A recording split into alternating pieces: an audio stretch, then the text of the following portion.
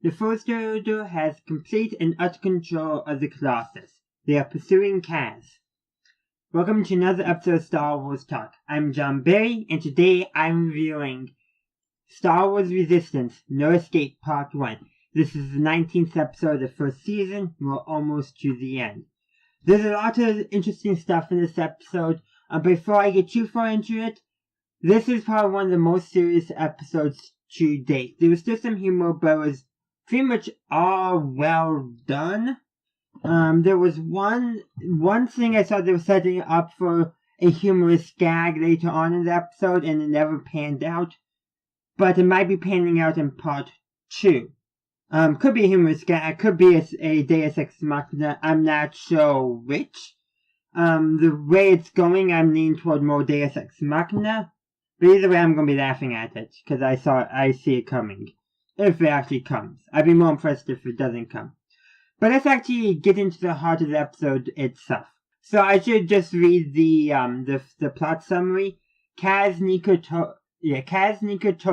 Should be Kaz, Nico, and Tora, though Tora does it on her own. Regardless, devise a plan to free their friends. It's upended when Kaz bears witness to the full might of the First Order. That but part, it refers to the very end of the scene, at least in my opinion. Which is not really upending their plans. It's just where the episode cuts off. So it probably is gonna be the same plot summary for tease you can say for parts 1 and 2, because then it will make more sense. But let's actually talk about where the episode begins before we get back to the plot summary. The episode begins with the First Order Commander Pio, I think.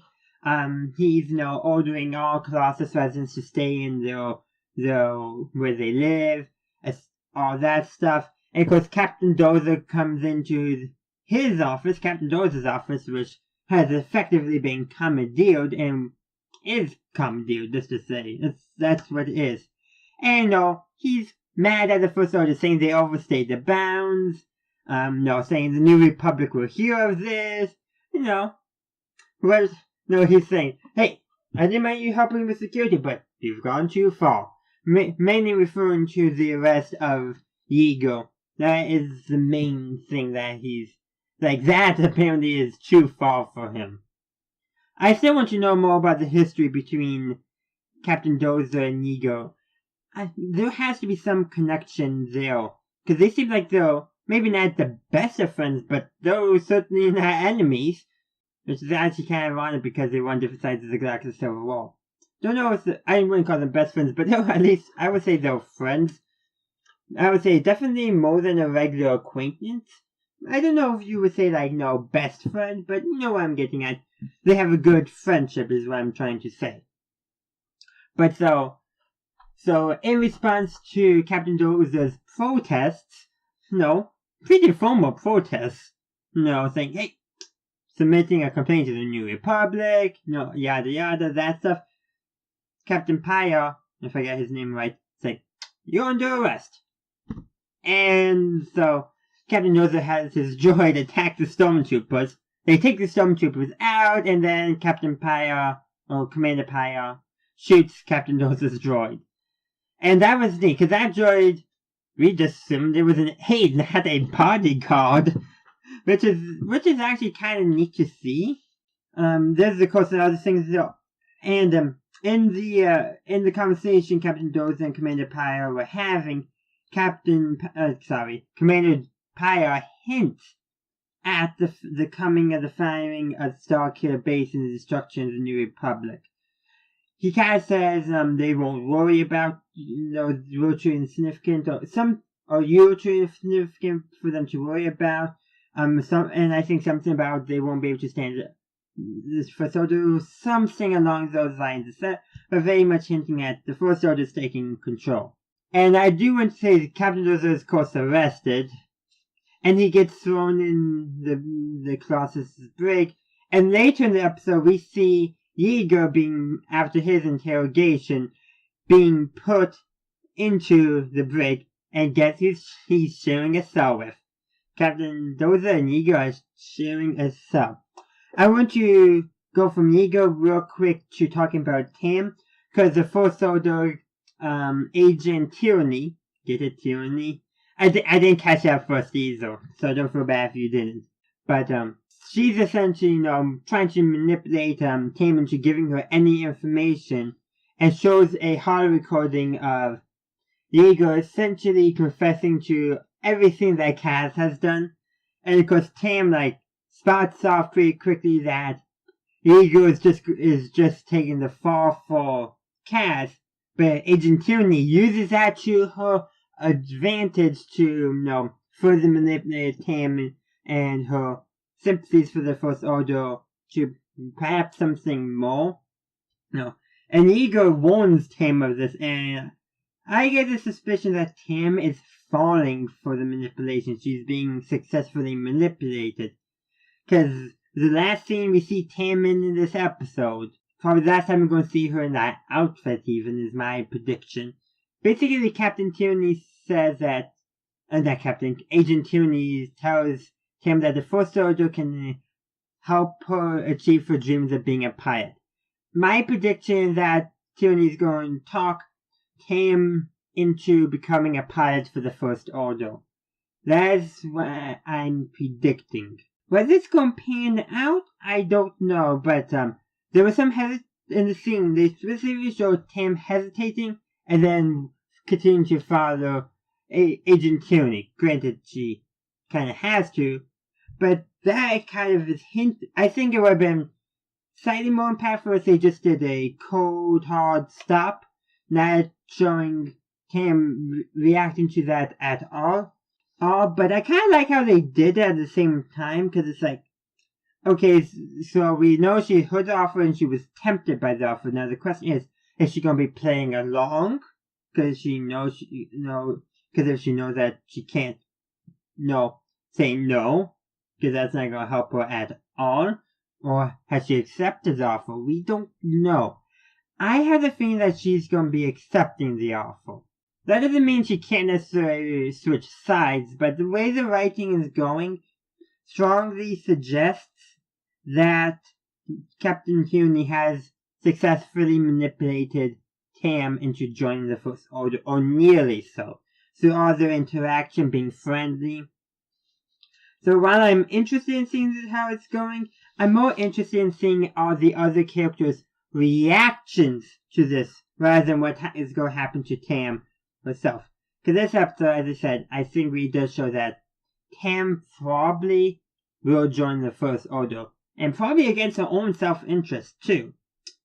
Except for maybe the pirating thing, but still. If she joined the Resistance, they would use her as a pirate, I'm sure.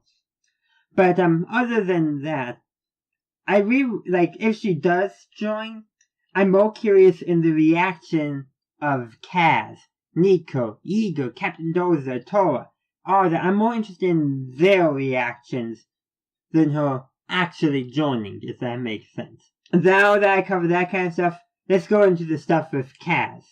So, he of course plans to go free Ego and Tam, not knowing Tam is being, you can say carded by the First Order. And while he's swimming, because some of the levels are flooded, he runs into some First Order scuba troopers. So we got a new First Order Stormtrooper variant, scuba troopers. We see them for the Republic. I know the Empire had them in Legends, and I think they do in canon. Don't quote me on that. But now we got them in for the First Order as well, which is kind of neat, and then small banter from them and all that.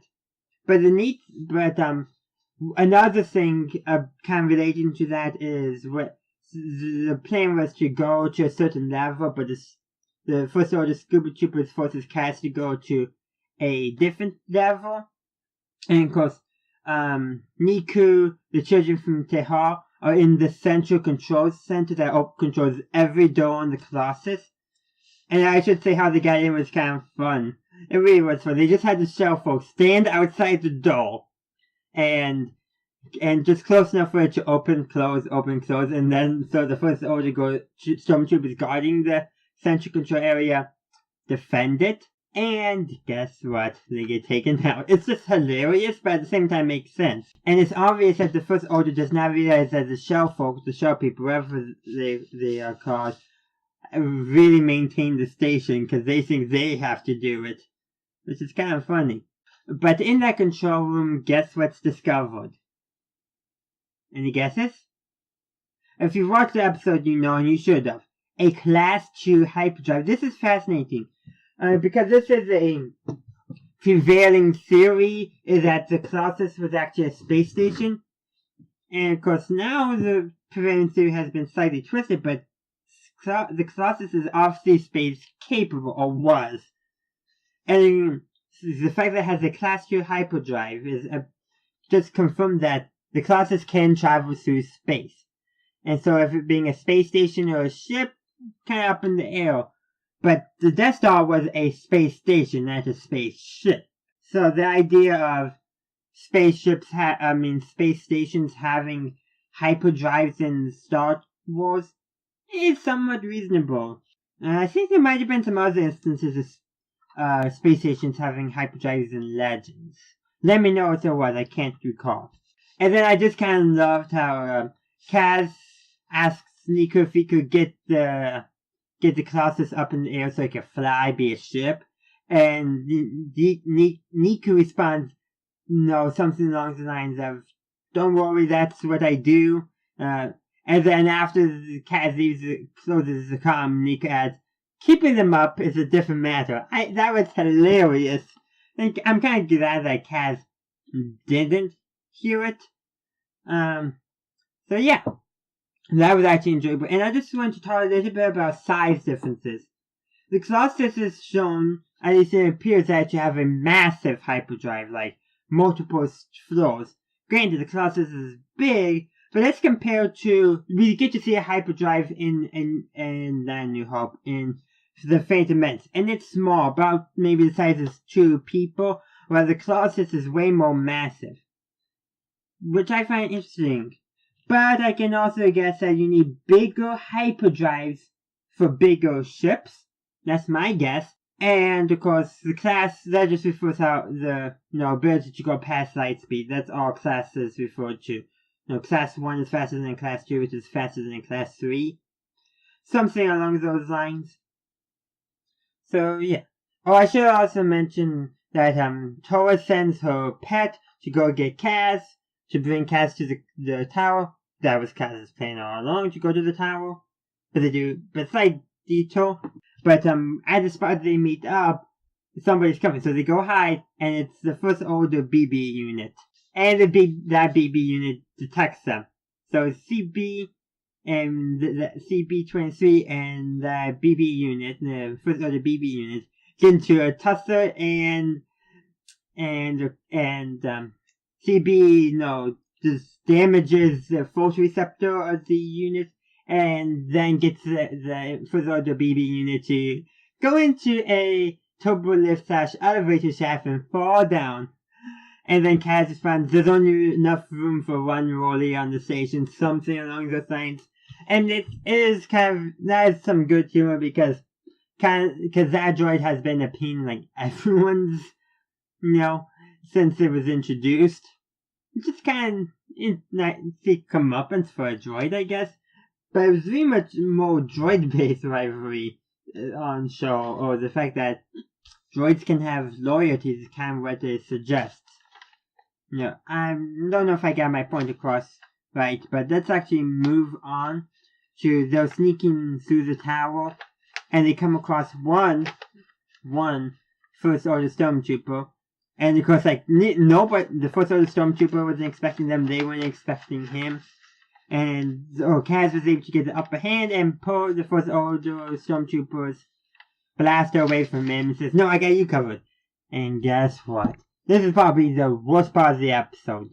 Kaz has the blaster backwards. Granted, it did work out to his favor because it confused the trooper, but come on. We know he's clumsy, but is he really that clumsy?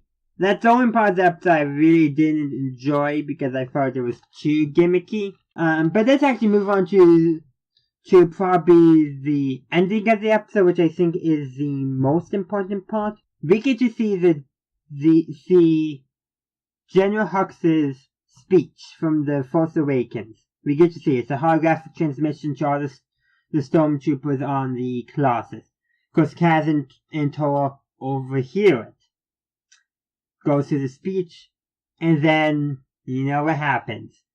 Starkiller Base fires, and the First Order shows a hologram of it firing, including its target, Hazian Prime. We get to see the destruction of Hazian Prime, Kaz's home world, and he sees it. He sees the holographic representation of it, but he sees it. And before he actually be to what planet, what system it was, but I already knew. He knew it was Hazian Prime. He just, he either recognized it or just knew that was going to be the target being the Republic capital. But, you can tell he was dreading, maybe not necessarily he knew, but he was dreading it being Hazian Prime. And it was. So that brings us back to the plot summary, or tease, whatever you want to call it, where it says, but upended when Kaz bears witness to the full might of the First Order. That, I think, is hinting for the next episode, for part 2. As a part 1, it does not work because Kaz doesn't bear might till at the end of the episode. But I put that more on the person who's writing the tease, the miniature plot summary, rather than the writers. But, so, it's definitely going to be interesting. Kaz is either going to be more determined, he's actually, or way down, or he's going to become very, very reckless. Well, I rather think that it's either going to be recklessness, or becoming very down. Becoming very down actually will make more sense from a storytelling standpoint, but him becoming super reckless would be gold. I mean gold for humor. And you know how they like to make fun of Kaz using cartoon humor, violence, whatever you call it. No, he's just a klutz, really, another way of putting it. He's clumsy. I just have this bad feeling that they're going to take this opportunity, and I just hope they don't, is what I'm saying.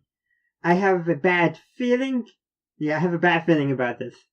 That they are going to use this to make Kaz super reckless and thus super clumsy.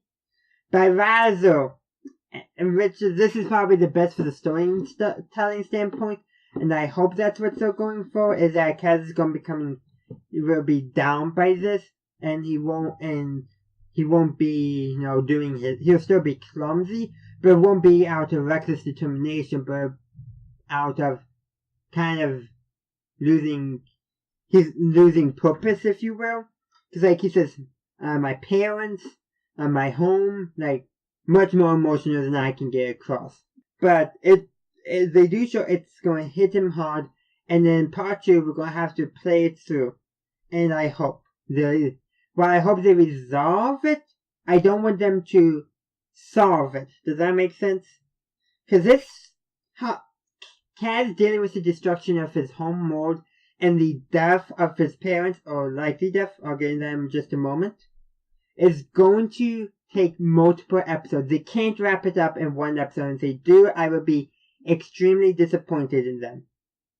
But about possible death of his parents, I'm pretty sure his mother died, his friends on Hazian Prime also died, but I'm not so sure about his father. We know very little about his father, except for one interaction at the start of Season 1, which suggests that Kaz's father, a senator, is not a huge fan of the Resistance. Is it possible that Kaz's father might be a First Order sympathizer? Perhaps. And do you think senators that are sympathetic to the First Order would have been instructed to be off-planet? It's possible. Or maybe not First Order sympathetic senators, but let's go with senators who are fully in the pocket of the First Order and First Order all the way. We don't know where Kaz's father falls on all this. He could be totally against the First Order for all we know. But I think it would be good storytelling if Kaz is led to believe that his father is dead, and then sometime in season 2, Kaz discovers that his father has been in league with the First Order. That will make some great storytelling, and I hope they take that option. I don't know if they will, though. I also want to discuss where this fits into the timeline of The Force Awakens. We know it's getting close to, we know it's at the time of the destruction of Hosnian Prime, which is before the Battle of Takodana. So that kind of gives us a good timeline when this is. So I have a feeling that episode 2 is going to end, well, not episode 2, but part 2, the last episode of the season, is going to be probably about the same time. I have a feeling that the last episode of season 1 will be around the same time as the destruction of Starkiller Base. Where they're going to take season 2. I'm presuming there's going to be a season 2. I'm not so sure. And I wonder if there's going to be any connection to The Last Jedi or even episode 9. But we just have to, wait and see. Well, that concludes my review of Star Wars Resistance. No Escape Part 1. If you enjoyed this episode, please leave a like. Also, what did you think of this episode? What did you think of my thoughts about it? Let's open up a conversation down in the comments. Also, do consider following me on social media, Facebook and Twitter. Links are in the description. I also have a Discord server that you can check out if you so wish. And as I've recently announced, I have a brand new website, so feel free to check that out as well. So thank you for watching. If you enjoyed it, please subscribe to the channel for future Star Wars Resistance reviews and other Star Wars content in general, along with some other anime TV show reviews. Lastly, have a good day, or good night, wherever you are. May the Force be with you, always.